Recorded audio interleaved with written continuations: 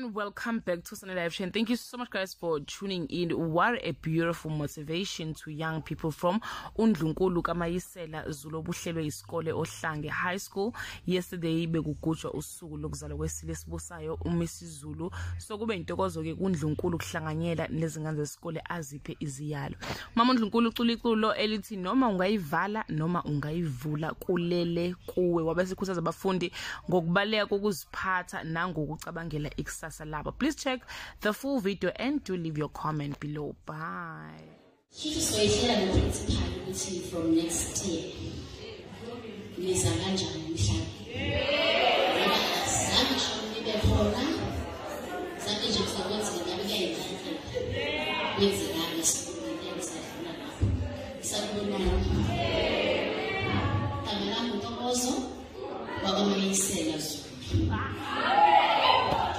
Ngiyajabula namhlanje ukuthi sibe la bengayazi history yonke yesikole kodwa ngithe mangifika uprincipal wangifika yona yonke history yesikole and ngiyabona ukuthi mhlambe wayebekubaluleke kangaka ukuthi mhlambe sicelebrate namhlanje la ibirthday yonyaka because ibirthday yonyaka namhlanje but ke yonyama ifisa ukuthi kungaselebratewa yona kakhulu but celebrate abantu bayo isizwe sonke ngesamagelo. So thank you so much for ukuthi nivume namhlanje ukuhlonishwa ukuthi principal namhlanje ukuthi sibe namhlanje nanokuthi boshort notice, and I'm full aware ukuthi umetric uyabhala namhlanje, and congratulations guys ekuphaseni kwenu kuzokwenzeka kithi.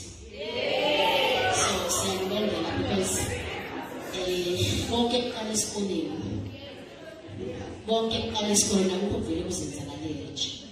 Bonke kuqala esikoleni you can't be a doctor.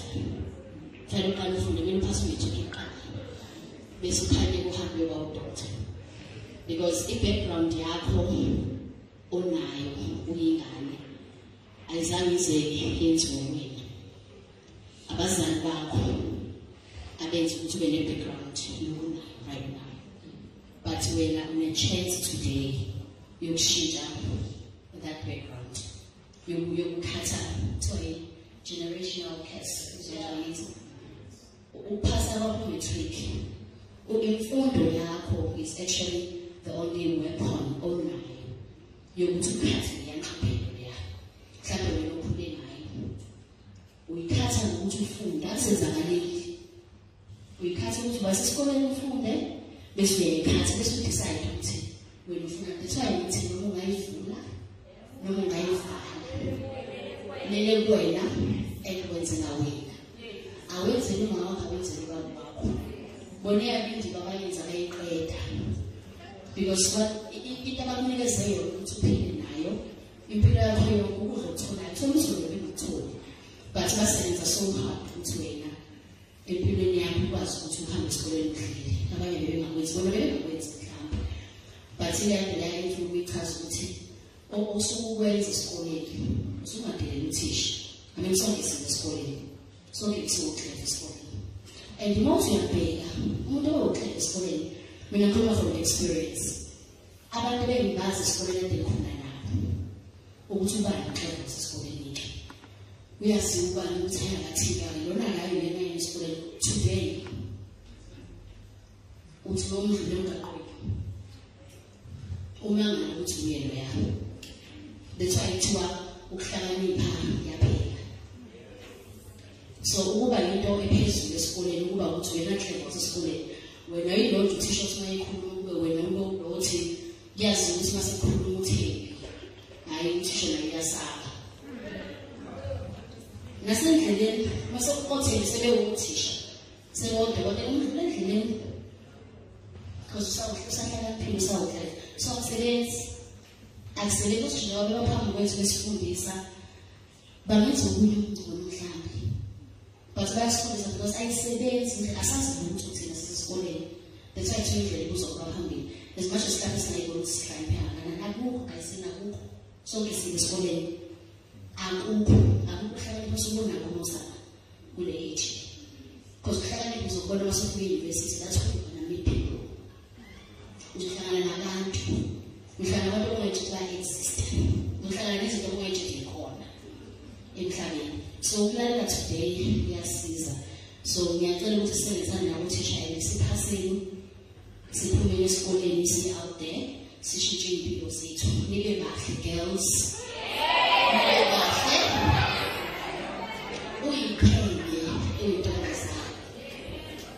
Uziqhenye. Akusho mina ayikho. Uyiqhenye uyintombazane. Ube muhle uyintombazane. Uziqhenye uzithande. Singaboni ukugcoka kwakhe kakhulu. Asingaboni ukugcoka kwakhe kakhulu. Asingazweli abazali bakho masikole estrati. Singabazweli. Singathi masikubona emakhoneni wenza whatever you are doing. Sizwele abazali kuzabazi. Antsawuzali esibengazi. Sifike emakhaya sesibahle sisiphethe kahle. Sesiyapheka sisenzani. Kanti basibonile estrati ukuthi senzani. Singabafaka emahlomeni. Umuntu akangazweli umzali wakho. Kuthiwa unkosi yami umpumelelo bakithi. Kwabazali bakhe bayazi ukuthi unjani. Singabafaka emahlomeni sibe nonembeza. Sibaqala ngileni. They could have done ezinye izinto ey'ngcono than ukukhulisa thina. Babe nga-abort. They never did. Abanye bayekela education yabo. Just so izokhulisa wena. So let's do better. Siba abantu abangcono nabafana. Musali ukuthi nibone umuntu wesifazane nibone into okwenziwa noma yini. You know why?